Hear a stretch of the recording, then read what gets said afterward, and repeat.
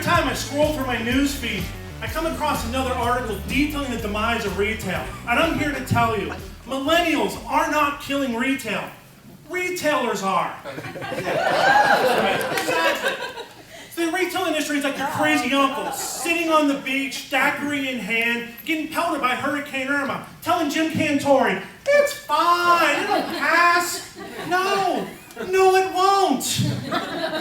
For years, retailers have been treating changing demographics and expectations and buying patterns the same way the government treats climate change. Just because you deny it doesn't mean it's not true.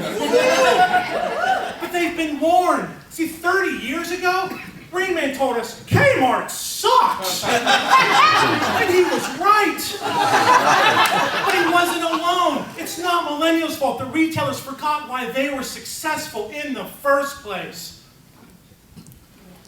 Shopping has become like a prequel for the Hunger Games. We've been conditioned to go out and only shop on Black Friday and on day sales and with coupons. When was the last time you paid full price for anything?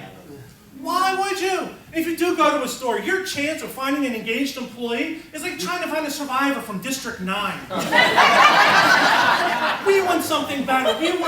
We want stores to engage all of our senses, not just try to get into our wallets. And whose fault was it that stores were places where people weren't? Cleveland opened 21 million square feet of retail space since 2000.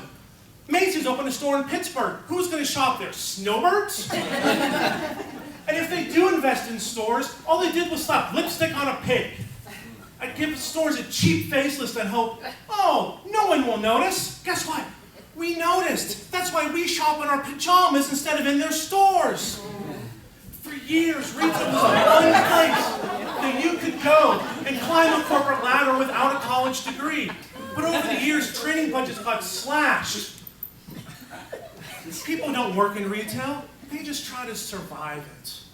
Well, eventually the store made landfall, and when it did, sales dropped, and people learned just how expendable they were. How do you build long-term confidence with short-term people? Are millennials different? Of course they are. We're all different.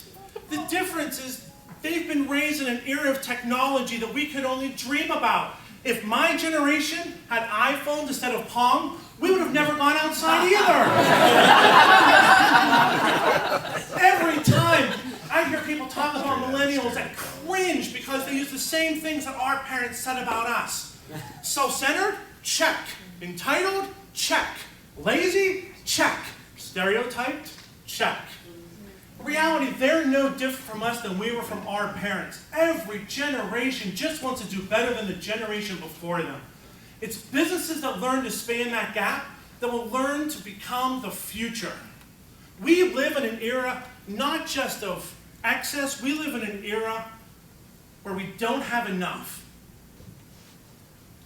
What's changed is that all of a sudden, we have more options than ever. And there are some stores out there that do a great job of being able to come to the table. Retail's not even dying. You know, last year between Thanksgiving and Christmas, they had a 16% increase in sales. 16%! It's so easy to find that you're standing on the beach getting inundated by the waves of change. What we have learned, this storm isn't going to pass. We are in the middle of a revolution masquerading as an evolution. So what about your company? Are you still stuck with your head in the sand, hoping that what you did yesterday will be good enough to solve the problems of tomorrow? The time is now for you to step forward and become your own life preserver. The #1 taxi company in the world doesn't own a car. The #1 hotel company doesn't own a hotel.